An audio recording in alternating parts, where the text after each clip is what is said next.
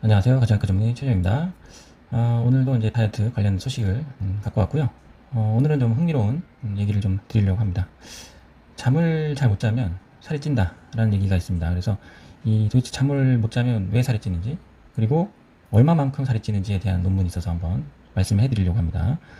우리가 다이어트 할 때 자는 거를 막 신경 쓰는 분이 많지가 않아요. 그죠?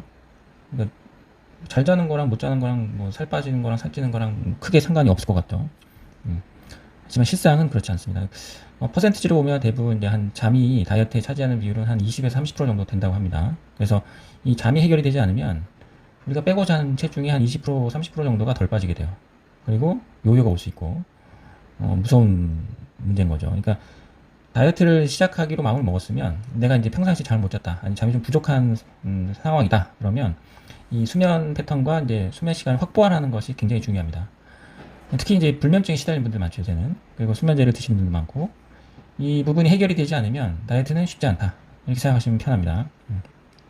그래서 오늘은 이제 잠을 못 자면 얼마나 체중이 증가하고 왜 그런지에 대해서 설명을 해드릴까 합니다. 조금씩 이제 천천히 따라오시면 됩니다. 제 그 유튜브를 좀 보시면 아시겠지만 논문 베이스 위주로 설명해드리다 보니까 조금 어려울 수는 있어요. 근데 이런 이론들이 이제 탄탄하게 부장이 되시면 다이어트 할 때 굉장히 도움이 되실 거예요. 막연하게 따라 하진 않기 때문에 기본 이론이 있기 때문에 베이스가 응용을 하실 수가 있는 거죠. 그래서 항상 기초가 튼튼해야지 공부를 잘하죠. 그래서 기초를 열심히 닦는 연습을 하시는 게 좋겠습니다. 네, 한번 따라가 보시죠. 이제 제가 아까도 말씀드렸지만 잠 못 자는 것과 낮과 밤이 바뀌는 그런 문제는 우리가 다이어트 할 때 굉장히 중요하다. 그래서 무시당하기 일수인 그런 이제 사실일 수도 있습니다. 왜냐하면 연관이 없어 보이니까요. 그래서 일부 병원에서는 조금 식이억제제 나비 모양 아시죠? 펜타민 너무 강하게 써가지고 그 부작용 중에 하나죠. 불면증이 생기면서까지도 약을 복용하고 있습니다. 이게 일시적으로는 빠져 보일 수 있는데 결국 다시 찌게 됩니다. 그래서 펜타민을 썼는데 너무 잠이 안 오면 복용하시면 안 됩니다. 그래서 되게 중요한 부분이니까 약을 혹시 펜타민 드시고 있는 분들은 주의해 주시기 바라고요. 잠을 못 자면 살이 찐다는 부분은 제가 예전에도 한번 다룬 적이 있으니까 한번 참고해 보시면 되겠습니다. 네. 오늘은 이제 얼마나 이제 살이 찌는지에 대한 부분이니까요. 그래서 수면 부족과 수면 패턴에 따른 에너지 대사에 관련된 내용을 논문을 갖고 왔습니다. 네이처 리뷰 앤드 클로너지라는 유명한 논문이죠. 탑저널에 이제 게재된 논문이 되겠습니다. 네, 여기 보시면은 불충분한 수면과 서카디안 미스얼라이먼트죠. 그러니까 수면 패턴이 이제 깨진, 그러니까 낮에 자고 밤에 깨어 있는 이런 것들이 얼마나 그 비만에 영향을 주는지에 대한 연구를 한 결과입니다. 그래서 이제 결론적으로만 딱 말씀드리면은 보통 6시간보다 수면량이 적다, 시간이 적으면 38% 정도, 굉장히 높죠. 거의 40% 가까이 뚱뚱해질 확률이 있다라고 보입니다. 왜 그런지 보시면 이 그래프가 중요하죠. 수면 시간과 패턴에 따라서 에너지 소비가 달라지는 거죠. 에너지 소비라는 거는 우리가 기초 대사량이라고 얘기할 수도 있는데, 제가 항상 말씀드리는데 잘 때 살이 빠진다라고 말씀드리죠. 그 에너지 소비가 잘 때 일어나는 거죠. 그걸 잘 보시면은 그래프를 보시면 알 수 있겠습니다.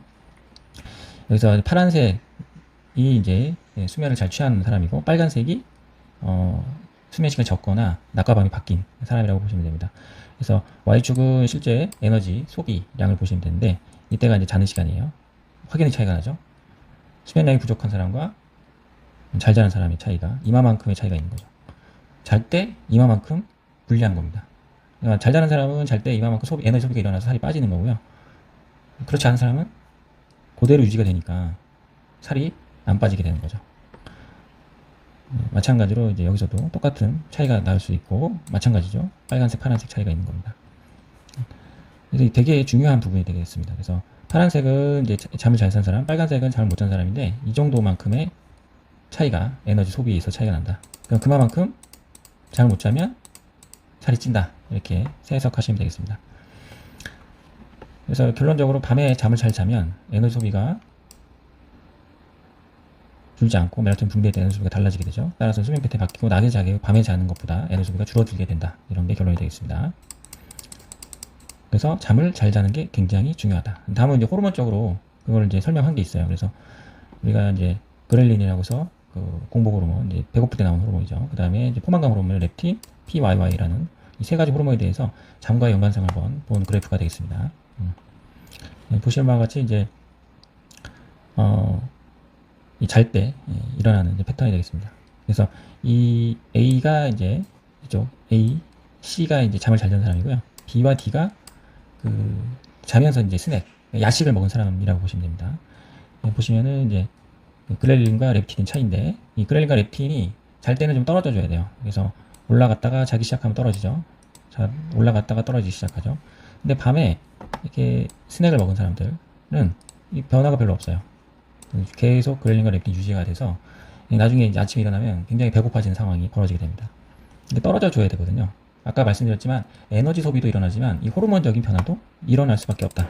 그러니까 잠을 자지 않고 야식을 먹게 되면, 보통 이제 잠을 안 자면 보통 먹게 되는 거잖아요. 예. 그리고 이제 이걸 이제 그래프로 나타내는 거죠. 불충분한 이제 잠을 자게 되면 에너지 소비와 에너지 인테이크에 영향을 끼치게 되는 거죠. 그래서 잠이 부족하면 공복 호르몬이 그렐린 증가하고 포만감 호르몬은 떨어지고, 그래서 식욕이 올라가고 결국은 많이 먹게 되고, 그죠? 특히 식후에 저녁 먹고 나서 이상하게 배가 고픈 사람도 있어요. 그런 사람들은 잠이 부족한 사람들입니다. 그래서 결국에는 포지티브 에너지 밸런스가 되다 보니까 살이 찔 수밖에 없는 거죠. 네. 이해하셨죠?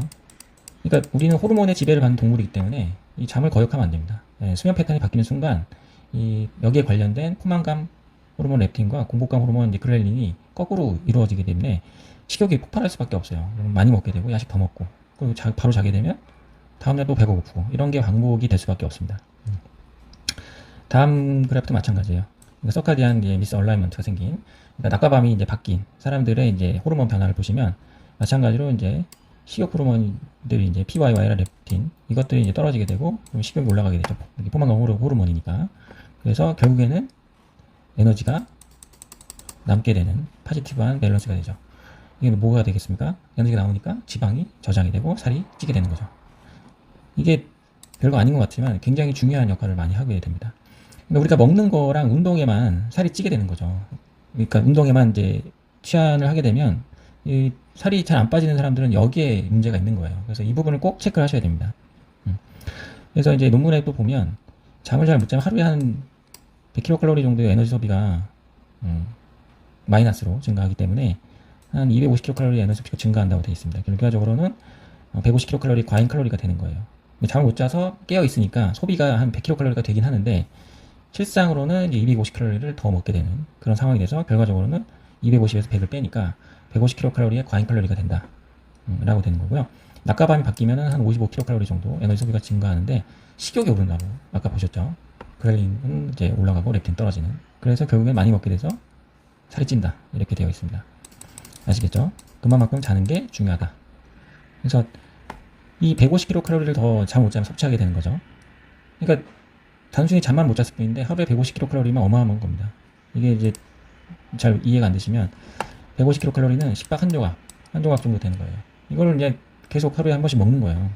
나는 안 먹는다고 생각하고 있는데 잠을 못 자면 식빵 한 덩어리를 더 먹고 있다. 먹지도 않았는데 억울하죠. 그래서 억울하신 분들이 있어요. 난 되게 조금 먹는데 살이 안 빠지고 오히려 살이 찐다. 이거는 내가 수면 리듬이나 시간이 좀 바뀐 게 아닌가, 잘못된 게 아닌가를 체크해 보셔야 됩니다. 굉장히 중요한 부분이죠. 특히 이제 수면 시간 중에서도 밤 12시부터 새벽 2시 사이가 에너지 익스펜디처, 소비가 되는 시간이거든요. 꼭 이때는 꼭 잠을 주무시도록 말씀을 드리고 있습니다. 그래서 내가 이제 다이어트를 계획하고 시작할 분들은 제일 먼저 점검해야 될 것 중에 하나가 잠입니다.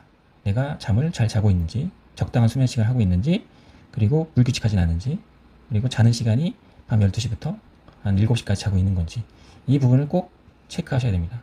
너무 많이 자도 안 됩니다. 너무 많이 자도 살이 다시 찌거든요. 그 부분 나중에 또 한번 체크해 드리도록 하겠습니다. 오늘은 이제 수면과 다이어트, 비만에 관련 연관성을 알려드렸고요. 생각보다 잘 모르시는 분이 많으니까 관가하지 마시고 잘 체크하셔서 다이어트에 성공하시기 바랍니다. 오늘 여기까지 하겠습니다. 감사합니다.